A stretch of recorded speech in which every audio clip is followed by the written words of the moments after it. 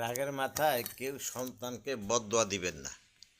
আপনি যদি বদদোয়া দেন তো এইটা সন্তানের গায়ে লাগে। আর যদি বলেন তুই মর, ফেরেশতারা কয় আমিন।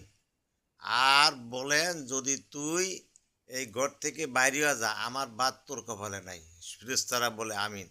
আর মেয়েদেরকে বলে যে তোর স্বামীর বাদ তোর কপালে নাই, ফেরেশতারা বলেন আমিন।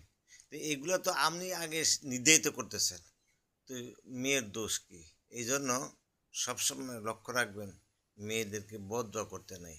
তার চেয়ে বরং এটা, মা এটা করো, এটা করলে এই ক্ষতি হয়, এটা করলে হাদিসে আসছে তোমার এই সমস্যা হইব।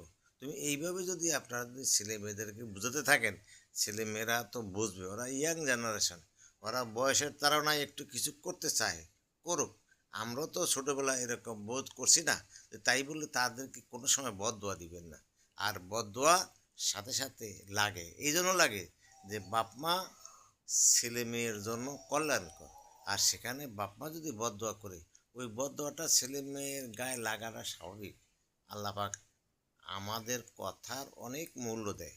আপনি আমার কথার মূল্য দেন না, কিন্তু আল্লাহ তো আপনার আমার কথার মূল্য দেয়। এই জন্য ছেলে মেয়েদেরকে বদদোয়া দিতে খুব সাবধান থাকবেন।